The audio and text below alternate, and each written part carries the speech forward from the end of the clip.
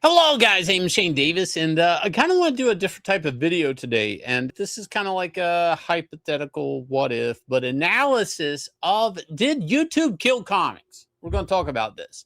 And I'm probably a little bit guilty in it, along with some other channels. But you have to really sit back and wonder the cause and effect of YouTube and the world of comic books. And for I guess for the most part, you could just say all of social media. But for the argument's sake of this video, I'm going to keep it kind of to YouTube. But I think you could say Twitter, Instagram, all of these things, maybe some more than others, a big negative effect.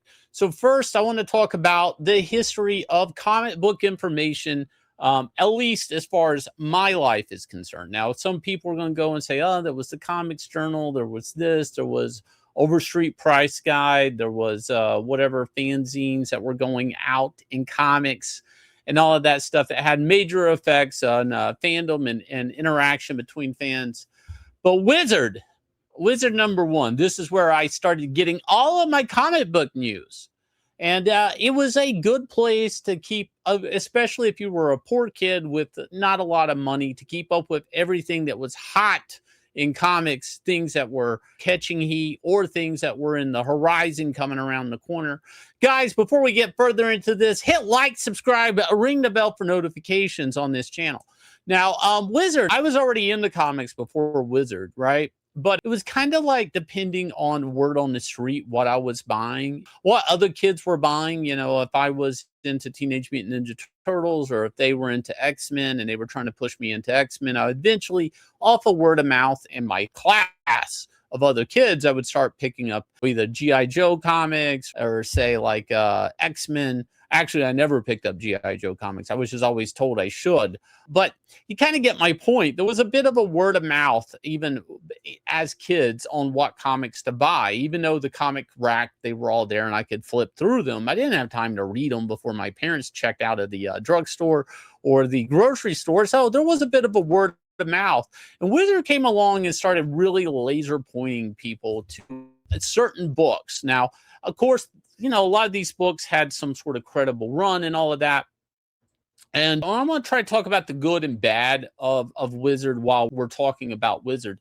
But the good side is it would kind of guide you into up and trending things. And I will say, Wizard, I did hear about a lot of indie stuff, whether it be Bone or Flaming Carrot, Milk and Toast. Was it Milk and Toast or Milk and Cheese?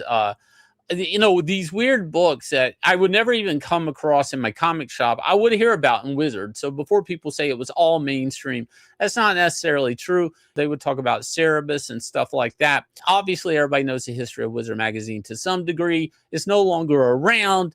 They did get into the convention game really big, and you could do a whole deep dive on Wizard, but that's not the point here. What were the negatives? I had drawn a couple of covers for Wizard. I'd done their cons. I'd done interviews at Wizard, and I was there when DC Comics was actually kind of celebrating Wizard going down internally in offices. And when I say celebrating, they weren't jumping up and down, but there was no love lost in Wizard magazine shutting down or downsizing. And we're talking about magazine that was huge, gatefold covers and this and posters and cards and all of this stuff. And it would become dwindling and down to nothing. And Wizard did not get into the online news site like it should have. It should have been the first to it. Instead, there was CBR, Newsarama, and things like that. Comic Book Resources, obviously CBR, and The Beat, to some lesser extent. We're going to get there in a minute. But let's talk about the bad of Wizard. One of the things, and I remember people at DC Comics kind of complaining about, was Jim Lee being the #1 artist every month for an all-star Batman. And that was a big thing because that book didn't ship monthly. And that's when you knew the game was rigged. Now, nobody would upfront say this, but it would be talked about in a casual way, in a hypothetical, that Wizard was a lot of pay to play. Meaning like a lot of those top 10 spots were bought and paid for. Maybe some original artwork was traded, who knows? Stuff like that, in hindsight of some of the auctions of the Seamus brothers, there's been some words thrown out there by Todd McFarlane and stuff, and just that, maybe they didn't sell a Lizard cover, Spider-Man cover to them for a fair price, that he kind of, sold it for too little. So you could speculate how this magazine actually worked and what dictated the top artists and all that stuff. But you have to admit, like, I was getting coverage in it when I was on Mysteries in Space, one of my first books. So I still say, even though there maybe were some things that weren't exactly on the up and up, that a newcomer in a certain book that with a no-name character could still get mentions in this book. I do think overall Wizard magazine was trying to do a good thing in comics. Now, the companies were paying a lot of money for ad space. Now, I actually think that's a negative, sure, like, that they're paying for all this ad space and maybe they feel like they're paying too much. And I could see, like, it becomes like a type of leverage of power. But the positive that I don't think DC understood, or Marvel in hindsight, is that basically Wizard magazine was this big pissing post, right? Who could outdo one another that month in Wizard? Who could get the cover? Who had the books that were talked about? What was the big thing in the year? And I think it honestly kept Marvel and DC very competitive, at least on a surface level, right? You could actually see Marvel and DC duke it out every month in Wizard to see who had the biggest, best projects coming out. Now, one of the things that would happen, and kind of at the same time, was sites were popping up, forums, places, the internet, places for people to talk about comics. And again, I worked in comics all through this era. I made a reference to it the other night, and that's what got me thinking about this video. So the online, we're getting to YouTube, but you have to, before we get to the YouTube, you actually have to look at sites with open forums that would talk about comic books, and even DC Comics themselves on their DC Comics website. This was such a thing. This was kind of like during the .com boom too, that DC Comics used to have its own place on their website. I don't think it's there anymore, where fans could talk about actual what's going on in JLA or whatever. And there were some creators that got in some trouble, like Dwayne McDuffie and people, saying that defending himself, that these weren't his decisions in Justice League, but DC editorial, that they decided what characters he could have in Justice League and stuff like that. So there's good and bad. One of the bad things is nobody really moderated it too much. I remember Bob Schreck, an editor, having a big issue with the DC Comics forum because people were making fun of him on the site, and he's a working editor going into the office there, and nobody was deleting these comments. And I won't get into that, what the comment was, but you kind of get the point. The forums become a nightmare to fill, to moderate, to make sure nobody was saying anything out of whack or abusive. But also now you're dealing with a whole different, you're basically leading a lot of comic book fans to the internet. And I think this would be a big demise in the American comic book industry when you think about it in hindsight, because what was around the corner? Oh, well, we led all these people here, the fandom, to places to talk online about what's happening in comics. That's a positive. Okay, well, now you're taking them out of comic shops. Okay, so now people are talking about plot threads of a comic or endings of a comic, spoilers, all of this stuff, criticism. Now comic creators are dealing with real-time criticism. A negative to that, and a positive, depending, it's a double-edged sword, is a publisher could see people's negative reactions on, say, like the third issue of a 5-issue run, and maybe alter it for 4 and 5. The negative to that is some publishers, and I would say Dan Didio was very guilty of this, would start letting the internet tell him what to do with his books and what characters to kill and stuff like that.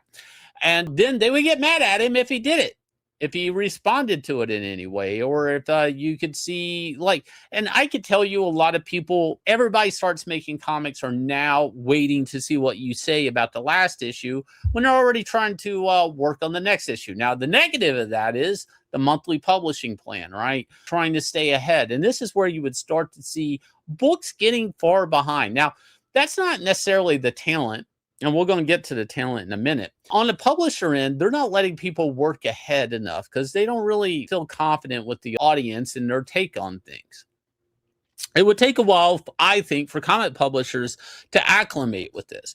Now, again, the creator side of things, this is where it gets interesting. This is where you're going to start to see a lot of creators go to other places. You know, I mean, we had the Warren Ellis forums, and we all saw how that worked out when everybody tried to Me Too him and cancel him. But we would also go forward to things like Twitter, where you would see creators like Gail Simone talk about Cyclops all day, but she's not working on Cyclops or something like that, or just talking about their coffee or something like that, or their political opinions. And this is where you would start seeing creators start blocking people. When creators are messing, I guess, with diversity in comics, and fans have a backlash, and this is where people would start labeling people in a negative light. Creators, I mean, they're not company people, they're just normal people. They can start blocking you. And this is where fans got a taste of the real negative side of seeing what your creator thinks every day and being able to share your opinions with a comic book creator. Now, keep in mind, the only way to do that before was to maybe write a fan letter in, and maybe Marvel Comics would choose to either pass it on to the writer or artist of the said book, or actually print it in the back of a news column in the back of a book. Yes, guys, that's what we used to have in the back of the books. And back in the day was a letters column where you would see fan mail, and negative response things would be addressed by the editor a lot of times. And that used to be the way. Now it's just Twitter. This is where, I don't know, the forum I didn't think really hurt the comic book industry, but this is going to get us to, say, YouTube, Twitter, all of that stuff, and the negatives and positives, right, of the comic book industry. And other shout outs to some other sites, you know, Newsarama. Another negative I want to point out before we go into other things is a lot of the sites that everybody put a lot of stock into could be traded and sold. In both cases, like CBR and Newsarama, they would get sold to different owners. And look, a lot of these sites, they need to make advertising money. That's what they do. And I don't think it's great. Let's just say that. Are they doing great comic journalism? Not really. And again, these sites, because of social media and the trends and diversity in comics and labeling people alt-right, Nazis, and all of these things for not liking said decisions, this would also lead to a lot of these sites kind of being used to become clickbait, right? So I'm going to kind of like push us into the YouTube thing, even though this is still going to be Twitter. And I'm going to treat these two as the same for argument's sake, but I'm going to call it YouTube. So the YouTube sphere in comics is interesting because, again, keep in mind how I said with the forums, and people could see people's interactions instantly to comic book releases, even page previews, and see people's interest. Now publishers are actually maybe they're closer to modifying characters and decisions based off of what people are saying. And maybe now they actually see, well, all these comic fans are online now. What if we got to clickbait everything? And this is where I personally feel a lot of decisions with comic book characters and storylines have been kind of clickbait. I feel like some things are like clickbait. Like, I think Absolute Batman's a great example of this, and in a positive way, not a negative way. Even though I don't like the book, I don't like Snyder, I don't like any of that. The positive way of it is here's clickbait. Absolute Batman's take on Joker. Absolute Batman's take on Bane. Absolute, I just saw today, Absolute Batman's take on Poison Ivy. And that's the gimmick of that book. Is right now you're watching every character you know be unveiled in this book, and I guess it's selling pretty well. But guess what? It's got tons of positive clickbait where people are clicking to see what the new character looks like. The negative of this, let's say you're out here and you're saying all new, all different. Great example. Thor is now female. Clickbait, but negative clickbait. But see, it's still getting the clicks and the views. The comic companies can't really distinguish a view being a negative or not. They can't. Another example, I think, was the New Warriors book that never published, the Internet Gas, the Trailblazer, things like that. A lot of views Marvel saw, but they also saw the negative comments, and this book has never published to this date. So the takeaway here is now comic book publishing has become acclimated with the internet. And this is absolutely bad. Positive or negative, this is absolutely bad. I'm going to tell you why. Digital comics and pirating. Digital comics and pirating were happening in another sphere, and nobody really put two and two together, in my opinion. But digital comics, when it came on scene, a digital comic is pretty much the same file formatted a little bit different, sure, but it's basically the same file that we send to a printer. So it's impossible for this file to trade hands, to be put online where somebody can't screen print and swipe it or steal it, or somebody on the inside leaks this file out to a site. And over time, and it's weird that if you watch where I went with this video, one of the constant things that's happening during this time is comic sales are going down. When comics on the computer are going up, comic sales are going down. Now, you could argue some of it's just people are like, well, I can just go online and read Wikipedia what's happening with this book, or I could go read some fandom site and it's going to tell me everything. And I don't actually have to read the comics to keep up with the characters anymore. And I think there's something to be said for that. But at the same time, the pirating, and it's so bizarre. Comic books, the pirating, they've never been able to get a grip on this. And at the same time, Marvel and DC, and I knew VIPs at DC Comics that were leading the charge for digital initiatives, and they're no longer there anymore. And I asked them, I said, why do you guys keep pushing digital and it never works? He's like, because it just looks like it'll work. We know it doesn't work. They knew it wasn't working. But see, it looks good. It looks good to the corporate owners of Warner Brothers, the corporate owners of Disney, that Marvel and DC Comics is out here pushing a digital medium, because in the way they can say, well, look at all the views that this X Factor book got. Yeah, it didn't sell any books, but the brand, that's free flyers, your brand recognition. People will understand what X Factor is when you get around to doing an X Factor book. And I know this is crazy, but at the same time, this is gutting comic book sales. There are so many people that read books online illegally that aren't buying books at this point, where everybody used to have to pay to read the news and they had to pay to read the books. Now people read the comic news for free on these digital sites, news sites. And at the same time, the digital copy of the book is out there for free if you search for it. So how are Marvel and DC supposed to make any money? Did nobody ever have this vision that they were boxing themselves into, like, gutting the American comic book industry overall?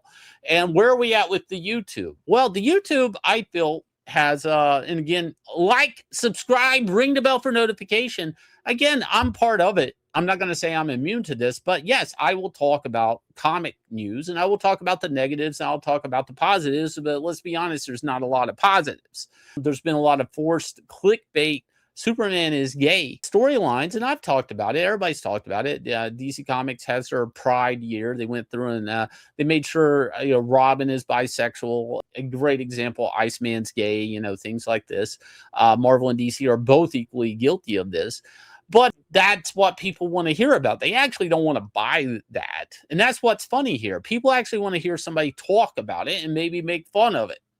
They don't want to actually pay money to make fun of it. They just want to laugh at it. And I feel like this is a misread by Marvel and DC. And I feel like they're kind of course correcting it now. But in a lot of cases, I feel like they did a lot of these initiatives and they'll never own up to it, in the sense of getting clicks online. And they never really understood that will not turn into money. I think they are now trying to do it. And I think, again, I'm going to use Absolute Batman as a positive way, is, hey guys, clickbait, here's the new Poison Ivy. Now to read about Poison Ivy, go buy the book. But I feel like that's doomed, actually, and I've said this before, but there's only so many times they can do that. This has been happening also. Here's the new Spider-Man that's handicapped, that's in a wheelchair. I'm not even making that up. They did have like a Spider-Man in a wheelchair. Here's a new gay Spider-Man that's a fashion designer. It can work both ways. But even in the positive way, you constantly have to be drastically reimagining these characters. In the case of example of Absolute Batman, you're having to absolutely reimagine a character. And let's face it, you're only going to get maybe one shot at that. And if this becomes the new norm, then basically you're going to have to do another version. You're going to have to do absolute version 2 of Batman, absolute version 3 of Batman, and then go through the Rogues Gallery. And eventually I think it'll have the same effects as the new #1s that Marvel and DC have been doing and are caught in, and they get diminishing returns every time they do it. And that's the fact that I don't really need to invest in this new version of Batman because I guess you'll be doing another one and next year or the year after that.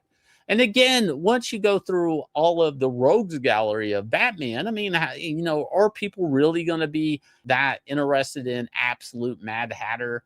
Let's face it, I feel like that book's on borrowed time because I don't know, that can't be your month in, month out, every couple of months. Even if they're every 3 months, it's like you're already going through 4 Batman characters. And yes, there's tons of Batman rogues and villains, but there's only a handful that people actually really, really care about. If you guys will, hit like, subscribe, ring the bell for notification. I'm kind of curious you guys' thoughts on this because you have to admit there's positives and negatives to all of this. In YouTube world, I mean, again, some of the positives are there are sites out there that talk about the history of comics and the continuity of it. But at the same time, you don't even have to buy the comic. Somebody's going to do a review of the book and tell you what happened in the book and show you panels of the book. And right now, I mean, the technology, I mean, you don't have to buy the books, let's face it. And you're really depending on that a video is going to make you want to buy a book. And I just don't think that's going to happen. Over here at 9 Lives Comics, we do our own comics. You guys can go over here and support us. Buying anything off our site ships next day. These are already manufactured books. We do crowdfunding. All of these were made and sponsored by support from our backers. And Glorious Rex is our main flagship book, which has raised over $300,000 300 times and will be in this upcoming year going to print with Inglorious Rex 3. A good way to catch up with that is get Inglorious Rex 1 and 2 off our site. I'll leave you guys with a trailer for this smash hit book, and we'll catch you guys again with another video.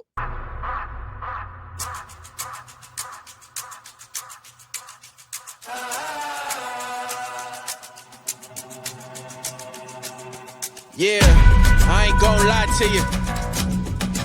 Truth always hurts worse. Doing good till first reverse, now you last. Blast of the past. It's cool though. Last card, play it right. Uno. We never let up. Been down forever. Sick man, we fed up. Know that we tired. Wake up the beast that's been sleeping inside. It's time to